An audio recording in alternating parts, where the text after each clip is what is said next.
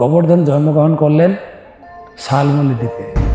তো সেখানে অত্যন্ত রমণীয় সেই দ্বীপ। আর একবার পুলস্ত ঋষি এই তীর্থ ভ্রমণ করতে করতে শালমলী দ্বীপে এত সুন্দর এই পর্বত দেখে আকর্ষিত হন। বুঝারি এই পর্বতকে আমি বেনারসে নিয়ে যাব, তার কুঞ্জে বসে আমি ধ্যান তপস্যা করব। তাই তার পিতার কাছে দুরালসর পর্বতের কাছে তিনি প্রার্থনা করেন যে আমাকে তোমার পুত্রকে দান দাও। আর তখনকার দিনে মুনি ঋষিদের ক্রোধ, দ্রোণাচল পর্বত মুনিকে গৃহে আতিথ্য করেছেন, কিন্তু তিনি যা চেয়ে বসেছেন, যদি না দিই তাহলে অভিশাপ সর্বনাশ হয়ে যাবে। অনিচ্ছা সত্ত্বেও গোবর্ধনকে তিনি দিলেন। গোবর্ধনের আসার ইচ্ছা ছিল না।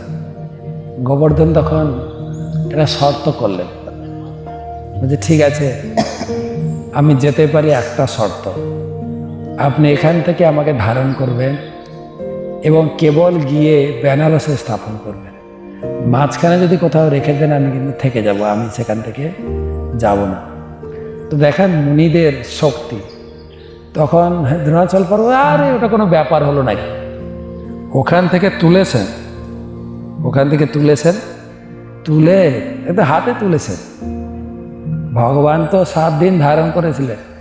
দেখেন পুলস্ত ঋষি ওখান থেকে ধরে উঠতে উঠতে চলতে এলেন। যখন এই পথ দিয়ে যাচ্ছিলেন, এই পথ দিয়ে মানে আমি গোবর্ধনে বসে আছি, আমি গোবর্ধনের পাদদেশে বসে আপনাদের ক্লাস দিচ্ছি।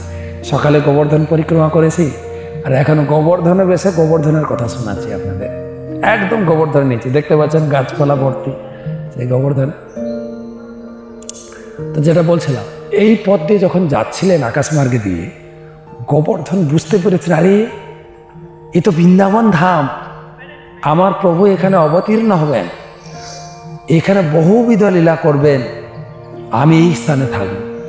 ভগবান আমার উপরে গোচারণ লীলা করবেন, ভগবান আমার কুঞ্জে বহুবিধ লীলা এবং রাসলীলা, রাধাকুণ্ড, শ্যামকুণ্ড, বহু কিছু।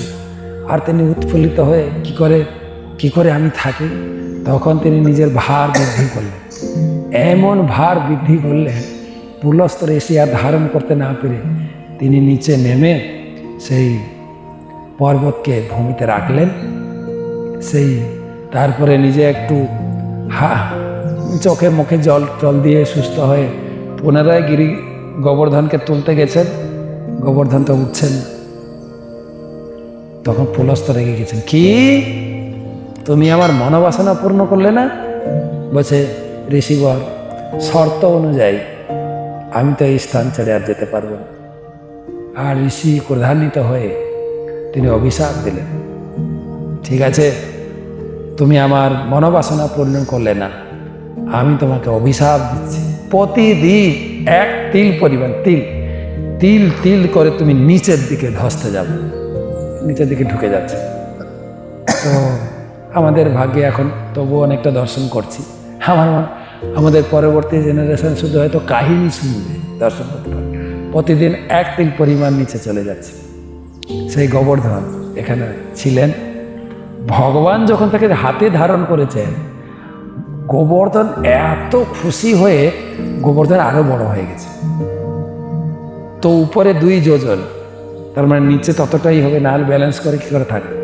গোবর্ধন এত উঁচু ছিল, বলা হচ্ছে এই সূর্য যখন উঠত, গোবর্ধনের ছায়া মথুরাতে পড়ত।